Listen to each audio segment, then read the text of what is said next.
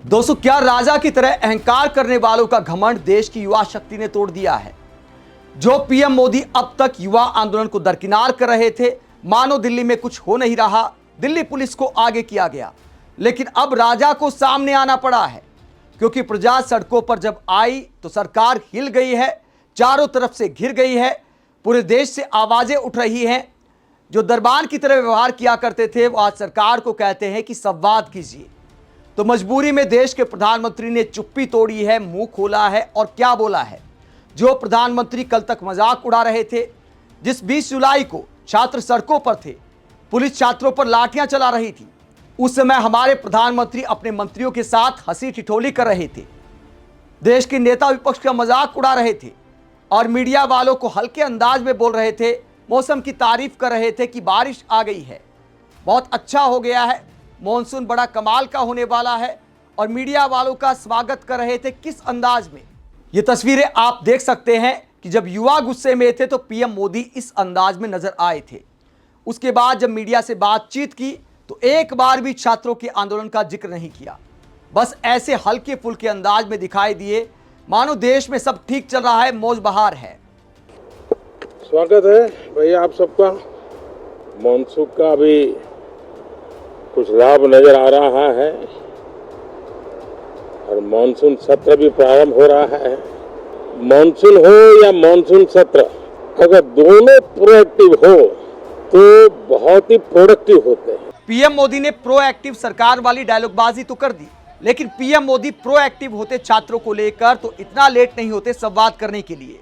लेकिन 20 जुलाई को देश की युवा शक्ति ने जो ताकत दिखाई और उसके बाद लगातार ये आंदोलन बड़ा होता चला गया। दिल्ली पुलिस के एक्शन ने आग में घी डालने का काम किया और मोदी सरकार गिरी तो अब प्रधानमंत्री ने भी मुंह खोला है। प्रधानमंत्री ने देश के युवाओं के गुस्से को शांत करने की कोशिश करते हुए क्या बयान दिया है और क्या यह बयान पर्याप्त है, इस पर कोकरोच जनता पार्टी का जवाब भी सामने आया है। तो अभिजीत दीपके ने क्या बोला है प्रधानमंत्री के वादों को लेकर, उनका बयान भी आपको सुनाएंगे। पहले पीएम मोदी ने अंग्रेजी और हिंदी में जो बात लिखी है, युवाओं को क्या संदेश दिया है, वो आपको पढ़कर सुनाते हैं।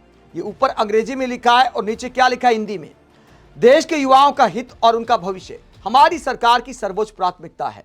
पेपर लीक के सभी मामलों में दोषियों को जल्द से जल्द कठोर दंड देने के लिए, केस के लिए त्वरित निस्तारण के लिए फास्ट ट्रैक कोर्ट्स का गठन किया जाएगा।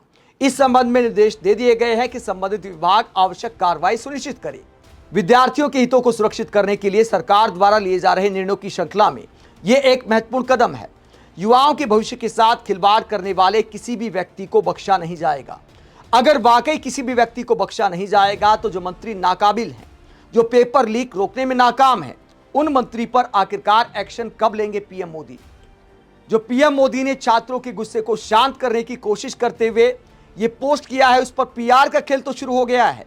लेकिन जो 3 डिमांड थी, पहली डिमांड की धर्मेंद्र प्रधान को बर्खास्त किया जाए, दूसरी डिमांड की 20 जुलाई को जो प्रोटेस्ट हुए तो उसमें अगर छात्रों को डिटेन किया गया उन पर कोई भी कानूनी कार्रवाई ना हो, और तीसरी डिमांड यह कि प्रधानमंत्री माफी मांगे। तो इन 3 डिमांड में से पीएम मोदी ने अपने इस बयान में एक भी डिमांड को लेकर पोस्ट नहीं किया है, कुछ भी नहीं लिखा है। सिर्फ यह वादा किया है कि फास्ट ट्रैक कोर्ट बनाया जाएगा कठोर दंड देने के लिए।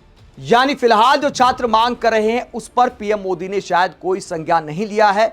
अभी ईगो ऊपर दिखाई दे रही है। फिलहाल तो यह दिखाया गया है कि देखिए प्रधानमंत्री ने संवाद कर दिया, इसके बाद पूरा पीआर सिस्टम जुट गया है कि देखिए प्रधानमंत्री ने संज्ञान ले लिया है, छात्रों की आवाज सुन ली है, लेकिन क्या समाधान कर दिया? मेन मुद्दा है जवाबदेही तय करना, धर्मेंद्र प्रधान का इस्तीफा लेना। उस पर पीएम मोदी ने एक भी शब्द नहीं बोला। तो उसके बाद विपक्षी नेता क्या कहते हैं, उससे पहले पीआर का खेल आप देखिए। पीएम मोदी ने ऐसा कुछ नहीं लिखा जो बहुत बड़ा क्रांतिकारी कोई बयान दे दिया हो। जो छात्रों की मांग है उस पर कुछ नहीं लिखा, लेकिन पीआर वाले क्या कहते हैं? सांसद निशिकांत दुबे पीआर करते हुए क्या कहते हैं? पेपर लीक एक बड़ा अपराध है, कोई भी अपराधी छूटेगा नहीं, सजा इतनी कड़ी होगी कि अपराधी की रूह कांप जाएगी, ये मोदी की गारंटी है।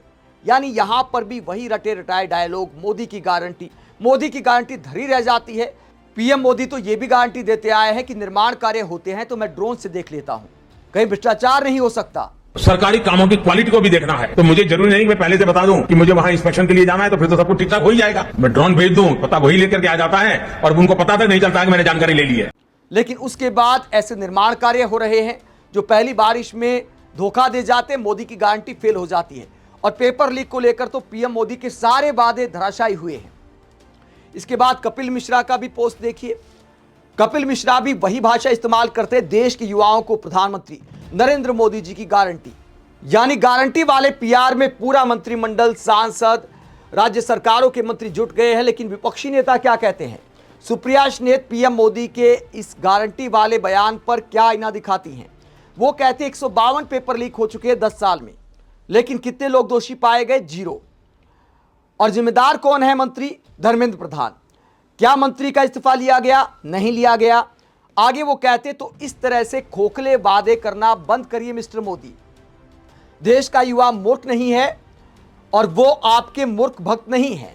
तो सुप्रिया श्नेत कहते हैं जो आंदोलन कर रहे हैं वो आपके मूर्ख भक्त नहीं है, अब आप उनको मूर्ख नहीं बना सकते।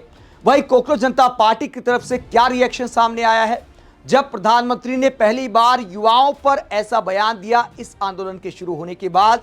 तो अभिजीत दीपके क्या कहते हैं? क्या आंदोलन खत्म हो जाएगा पीएम मोदी की इतनी बात पर? अभिजीत दीपके ने क्या साफ किया है, जरा सुनिए। हमारा प्रोटेस्ट जैसे चला रहा था वैसे ही चलता रहेगा। हमारा प्रोटेस्ट तब तक वापस नहीं लिया जाएगा जब तक धर्मेंद्र प्रधान का इस्तीफा नहीं होता। और हम चाहते हैं कि सोनम सर अपना अनशन तोड़े, क्योंकि हमने चाहते हैं सोनम सर अपनी जान और धोखे में डाले। उनकी जिंदगी इस देश के लिए बहुत कीमती है। हमने उनको कहा था पिछली बार, आपने हमको 5 घंटे बिठा कर रखा, 5 घंटे में से बस 10 मिनट ही बात करिए। ऐसा कौन करता है? पूरा टाइम वेस्ट करता है। एक तरफ बात करने के लिए बुलाया था, दूसरी तरफ बच्चों के ऊपर लाठीचार्ज करा था। तो अभी इसके बाद जो भी बात होगी वो जंतर मंतर पर होगी। जेपी नड्डा का बयान था कि राजनीति की जा रही है। मुझे ऐसा लगता है कि जेपी नड्डा आपको राजनीति इतनी बुरी लगती है तो जेपी नड्डा राजनीति से संन्यास क्यों नहीं लेते? खुद संन्यास ले लो अगर राजनीति इतनी बुरी है। राजनीति आप लोग करो, इलेक्शन रैली आप लोग करते हो, वोट आप मांगते हो, हम नहीं मांग रहे। हम बच्चों के लिए न्याय मांग रहे हैं। Thank you. तो अभिजीत दीपके का कहना है कि धर्मेंद्र प्रधान का इस्तीफा होगा तभी यह आंदोलन खत्म हो सकता है। उसके लिए मोदी सरकार के मंत्रियों को या पीएम को जंतर मंतर पर आकर बात करनी होगी। तो डायरेक्ट पीएम मोदी तो जंतर मंतर नहीं आएंगे, ना ही छात्र और कॉकरोच जनता पार्टी वाले इसकी डिमांड कर रहे हैं। मंत्री भी आ सकते हैं, बस जंतर मंतर पर आकर उनका काम कर दे, धर्मेंद्र प्रधान का इस्तीफा हो जाए, आंदोलन खत्म हो जाएगा। इतना ही तो करना है। क्या चुप्पी तोड़ने के बाद देश के प्रधानमंत्री धर्मेंद्र प्रधान का इस्तीफा लेने पर भी मजबूर हो जाएंगे? आप क्या सोचते हैं? कमेंट बॉक्स में अपनी राय जरूर दें। साथ ही चैनल को सब्सक्राइब भी करें। नमस्कार।